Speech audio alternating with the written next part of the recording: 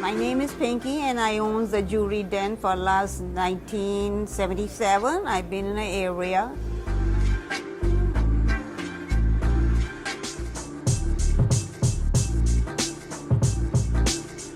I'm the counter of the market side, which is the Victorian oldest pieces. It's an antique finish in it. It has all kind of stones in there. Amethyst, marcasite, garnet, ruby, and citrine.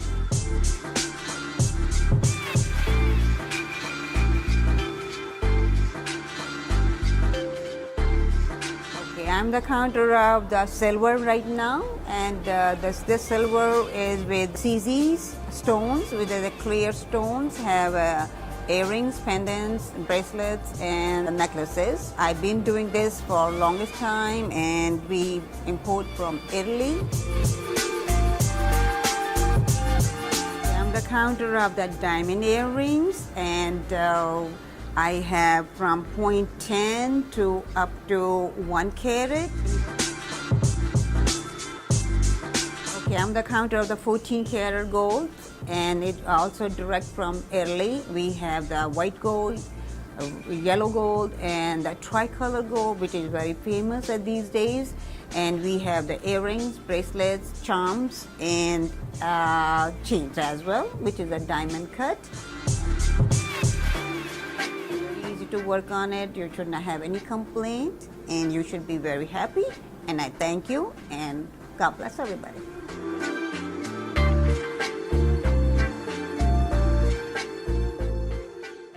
Welcome back to the Chapters Wrap here, where unity and diversity meet one chapter at a time. I'm so lucky to have L.A. Sokolowski, who's a sports journalist who's been around horsing your whole life, horse racing, and talk about your interest in horses when you were a little girl. Well, Steve, I think it's pretty standard that little girls catch the horse bug. I was born and raised in the Catskill, Earlton, Greene County area, and fell in love with horses when I was probably about 4 or 5 years old, both with my parents taking me up to the track and with the plethora of trail riding and great 4-H clubs and extension programs that were in the area. So I was bitten by the bug as a little girl. I was the secretary of my 4-H horse club. Shout out to Dick Schwenzer with Cooperative Extension in Cairo. And then my dad, who had been a war correspondent, recommended that I take those 4-H club notes and turn them into an article. And it was published every other week in the Greene County News. Wow. So I was a horse lover, and I had a byline by the time I was about 10, 11 years old. That's wonderful. And you've been a recipient of the 2017 American Horse Publications Award, in 2016 Syracuse Press Club Award for Sports Writing, and a 4-time winner and 10-time finalist since 2008 in the AHP Media Awards for Excellent in Equestrian Sports Journalism. What a wonderful career. You know, when you do what you love, you don't have a job, you have an avocation. And I really am very lucky that I get to work in an industry where the people who were my heroes when I was a little girl are now the peers and people that I work with now. Wow. So I love it. It's wonderful. So as a journalist, what topics do you cover, or do you cover the gamut? I covered the gamut.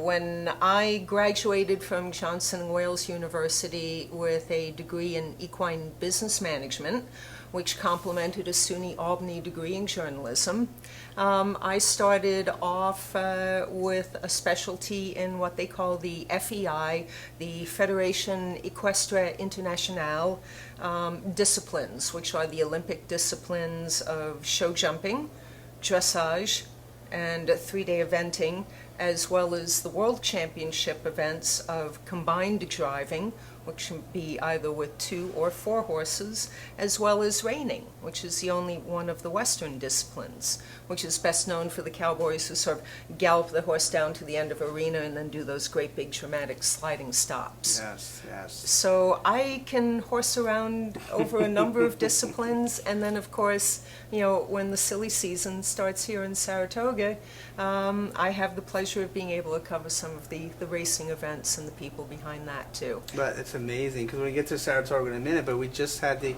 Kentucky Derby. We had a little controversy there. We're going to talk about that. We had the Preakness that just was recently, had, and then also Belmont's coming up. Talk about what happened in Kentucky Derby this year. Wow, what didn't happen with the Kentucky Derby this year? Coming off of two Triple Crown champions, and as a horse racing follower, American Thoroughbred flat racing, we have to specify harness racing is with the sulky and the driver. But, much like a lot of other sports team enthusiasts, 30 plus years of a dry spell was pretty crazy. It was exciting to get the Triple Crown winners. But with this year, and what I try to emphasize to people, the horses that run the Derby are 3 years old. Right. It's the equivalent of getting 7 or 8-year-old elementary school kids together for field day and lining them up at a starting line and saying, okay, run. And we know they're going to bump into each other, they're going to wobble, they're going to get distracted, some are going to go off to see something else. So you have all of these babies running, and the bumping happens. It would be wonderful if athletic competition was merely judged on physical prowess, but that's why we have coaches, that's why we have technical delegates, that's why we have the back-end regulation committee, because sometimes when things happen, when the outcome is as important as the Derby, the kind of bump that may not be considered in another race becomes a huge difference between whether you wind up standing a horse that you can call a Kentucky Derby winner or an also ran. So we had this disqualification. We had these young horses bumping into each other. The biggest bottom line story of it is that nobody was hurt. Right. Because in a case like this, with all of those legs getting tangled up, it could have been much worse than just who wins the title. But what's going to get really interesting is that the owner of this disqualified horse, as of yesterday, announced that he's putting up $20 million, $5 million apiece in invitation for the top 4 horses in the Derby to do a match race to really demonstrate that his disqualified horse was the winner. And then, of course, with the Preakness, Bodie Express dumped his Hall of Fame jockey. I mean, we're talking about a guy, he knows how to ride, but he got dumped in the in-gate, and then that horse ran the whole race. Right. He's following the herd instinct, but that's the equivalent of a loose cannon on the track. Heaven forbid if that horse had bumped into somebody, or had gotten into the middle, or had impeded or knocked down another horse. So we have a lot of young horses, a lot of the terrible mishaps that can happen in riding and training on a daily basis. Horse people will laugh and say the horse is an incredible animal about waking up and finding a way to injure itself in the morning. It's committed to doing that. So we have unhappy bettors, we have unhappy owners, but what we do have are a bunch of 3-year-old racehorses who are all safe, and their legs are sound, and all the rest we can battle out administratively. The quality of the horse itself is A-OK, and going into the Belmont, which has always been my favorite race, because it's the longest. I mean, it's the real test of endurance in an animal that Mother Nature and evolution created to be a beautiful running machine. We probably won't get a Secretariat coming in at 33 plus lengths in a win, but it's a great opportunity to showcase the natural athleticism of the horse, even if we don't wind up with a Triple Crown winner.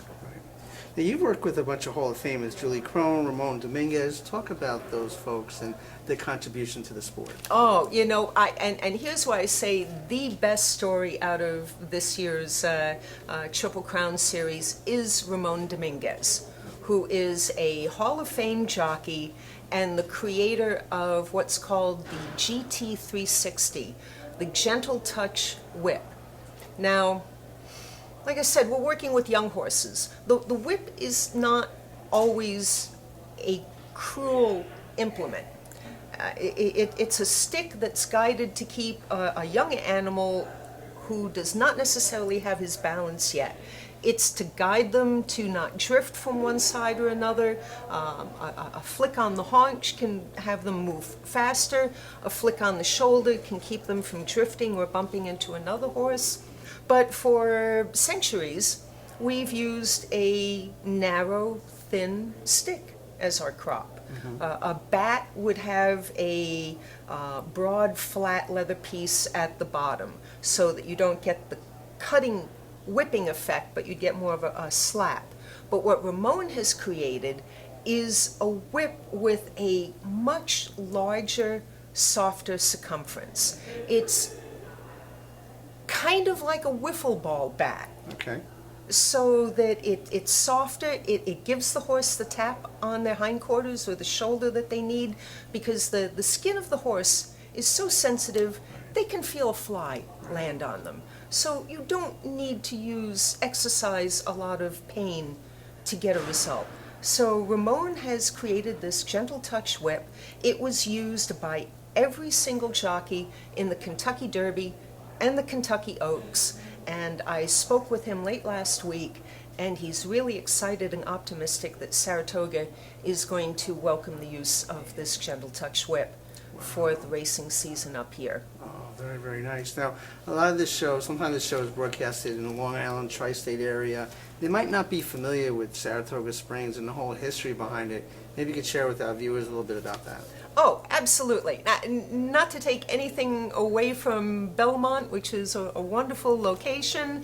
I tell you, I love the hot peanuts there. Yeah. I know. And you can't beat the traffic. Can't beat the traffic. And what I always like, too, is early in the morning when they do the sellout and half price of the different racing Yes. gear to benefit the Jockeys Association.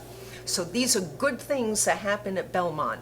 But Saratoga, and still in our New York State, we're still being Yeah, right. Empire Staters, That's we're right. being native, but Saratoga is the longest continuously operating sporting venue in the United States, 150 plus years. They know how to put on a racing season. It is elegance, it is beauty, it is convenience. It is just an easy shot up. Just take the Metro in, pick up the Amtrak.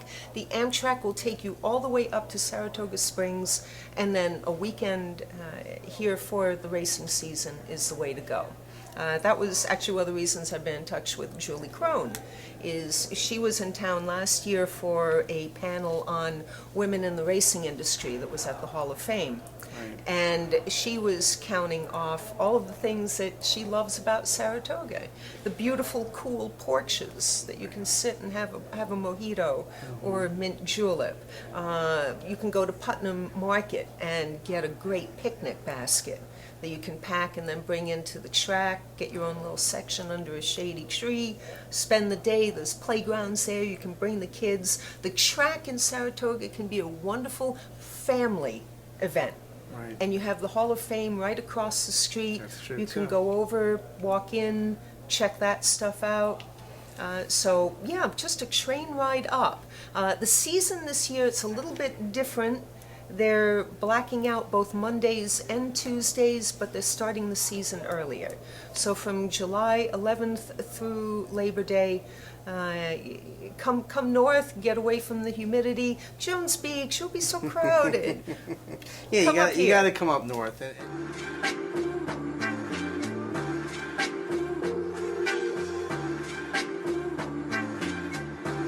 My name is Pinky, and I own the jewelry den for last 1977. I've been in the area.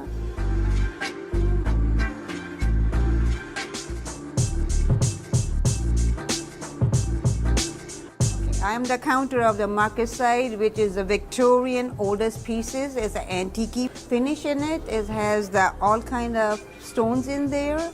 Amethyst, marcasite, garnet, ruby, and citrine.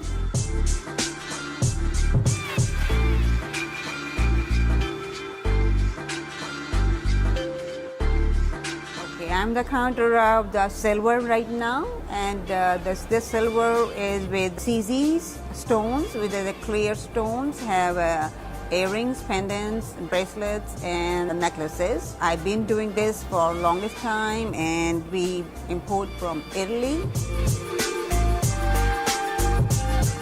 I'm the counter of the diamond earrings, and I have from 0.10 to up to 1 carat. Okay, I'm the counter of the 14 karat gold, and it also direct from Italy. We have the white gold, yellow gold, and the tricolor gold, which is very famous at these days. And we have the earrings, bracelets, charms, and chains as well, which is a diamond cut. Very easy to work on it. You should not have any complaint, and you should be very happy. And I thank you, and God bless everybody.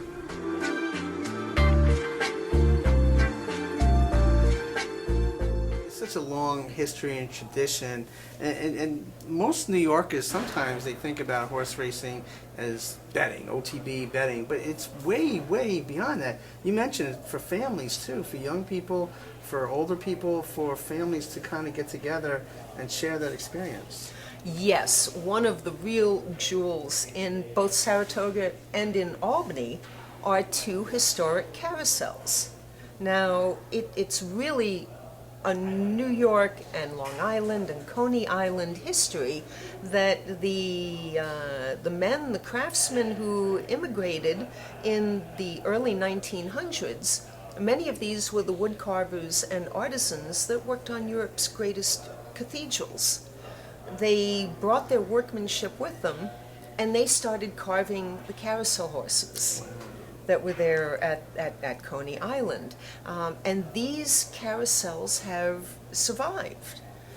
Many because of the dedication of towns, but there's a Herschel Spellman in the Empire State Plaza that you can take the kids. It's a nice air-conditioned, enclosed museum. You can see a lot about New York State history.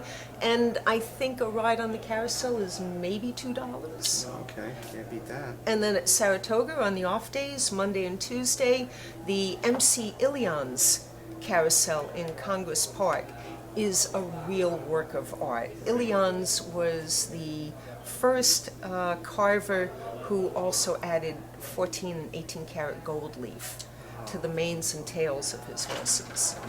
And that's an enclosed carousel, so rain or shine, you can take the kids in for a ride. That's wonderful, and also for concert goers too. Right around there, you have SPAC, so they can go enjoy the horses and see a show at night or something. You know, so you plan it out right. Exactly. You know, I think Fish is coming back for at least a couple of days. So, yeah, with SPAC and of course Victoria Pool. That's right. That's right. Now you also been a part of the Olympic teams, and talk about your experience and your professional knowledge that was consulted with or that you had direct contact with at that time. You know, like I said, it's been a pleasure to be able to work with the people who were my heroes when I was a kid. And I started working with the U.S. equestrian team. Their headquarters are based in Gladstone, New Jersey, in 1992. And in 1996, I helped run the media operations at the Atlanta Olympic Games. Wow. With World Cup director Max Ammann. So we were there to, my role was to be at the gate, and as every rider completed their test, to initiate the interview with them. If they didn't speak English, I would have an interpreter next to me. So I got to get the ball rolling on all of the interviews, and I always found a great icebreaker was to ask people if they remembered their first horse or pony. And what inspiration that gave them. And at that time, one of still today's greatest riders, Rodrigo Pessoa, his father makes his own line of saddles. And Rodrigo said, I remember when I was a boy, I had a little fat black pony who constantly threw me. Okay, and what did you learn from that? He said, I really didn't like the taste of dirt. That is funny. Now, as a psychologist, this show is kind of founded on giving back and fundraising efforts and looking at families or situations in need. Has that been an interest for you, and have you connected yourself with nonprofits or different horses or horse trainers or people in the organization that give back as well? Oh, absolutely. I think the evolution of the horse industry, particularly since 2008, when we had the Great Recession, and many people had to rethink whether or not they could stay in horse ownership and what would happen to those horses.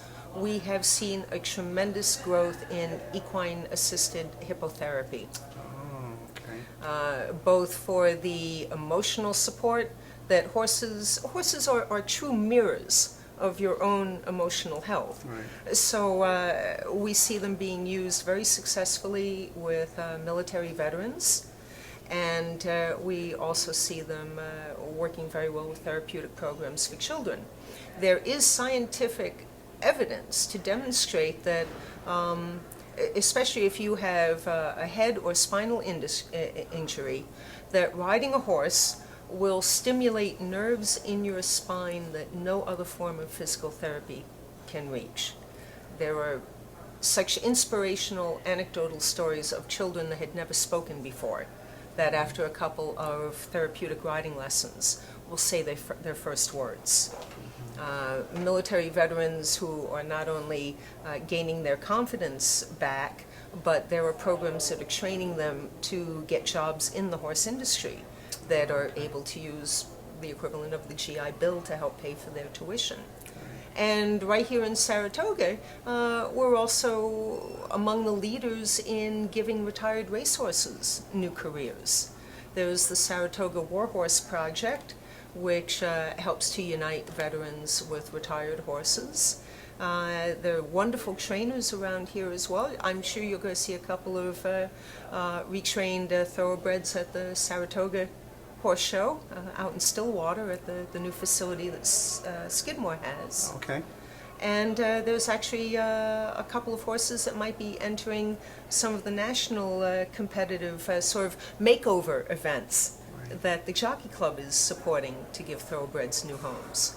So yeah, now more than ever, the horse is recognized as a friend and a healer, and not just as a competitive athlete. And that's so important, because there are a lot of animal activists out there and different causes that they fail to look at that. You know, the circus went into their own problems, a couple years back, but that's good to hear, because it's not just about what happened in Kentucky Derby. Horse racing has been around for such a long time and will remain here. But if you're young, how can young people get into it? If they have a little bit of interest, if they have seen a horse and been around a horse, what advice would you give them? I would say for young people that the sky is the limit. There's both the equestrian high school teams. There are a lot of high schools that are participating that you don't have to know how to ride to be able to get on board and represent your school. Same with the Intercollegiate Horse Shows Association that has teams that you can ride in college as a beginner. And two words that will always go far at any horse farm, and that is sweat equity.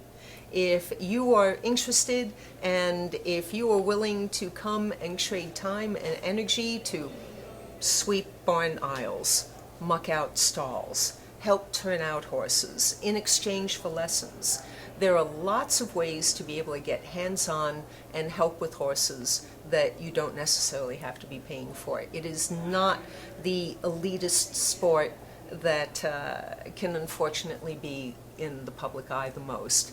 It's the grassroots that keeps it all alive, and any kid can go up to a farm and say, I'm interested, is there something I can do? Especially if it's hay season, which we're coming up on. Right. We can always use more kids to be tossing bales of hay into the barn. Well, that's great. And go back to your journalism a little bit. What's your style, your writing style? How do you connect with people that might want to learn a little bit what you're writing about, but also about the industry and the profession and the sport? There are some great professional organizations as well, and a number of colleges that offer specific equine business management programs. Here in the Northeast, Johnson & Wales does a great program that has both a business major and a trainer, riding instructor aspect to it. Virginia Intermont was another good one. You can go to school for it. Also 4-H Club, Cooperative Extension, U.S. Pony Club. For myself, for my own journalism, I just tried to get involved with as many publications as possible. American Horse Publications is a great professional organization. It offers both individual membership, discounted student membership. There are scholarship and grant and travel opportunities, and it's a great way to network with the editors and publishers and leaders in equestrian media. Wow. L.A. Sokolowski, thank you so very much for joining us here on the Chapters Wrap here, and I can't wait till we do another show together. Terrific. Let's do that. All right. Thank you.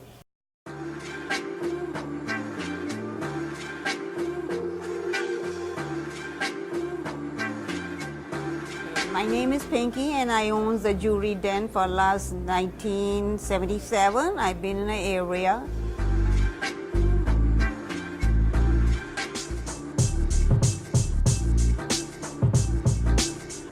I am the counter of the market side, which is the Victorian oldest pieces. It's an antique finish in it. It has all kind of stones in there.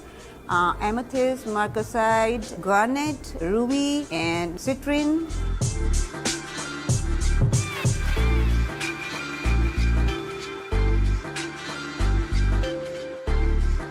Okay, I'm the counter of the silver right now, and this silver is with CZ's stones, with the clear stones, have earrings, pendants, bracelets, and necklaces. I've been doing this for longest time, and we import from Italy. I'm the counter of the diamond earrings, and I have from 0.10 to up to 1 carat. Okay, I'm the counter of the 14 karat gold, and it also direct from Italy. We have the white gold, yellow gold, and the tricolor gold, which is very famous at these days. And we have the earrings, bracelets, charms, and chains as well, which is a diamond cut. Very easy to work on it. You should not have any complaint, and you should be very happy. And I thank you, and God bless everybody.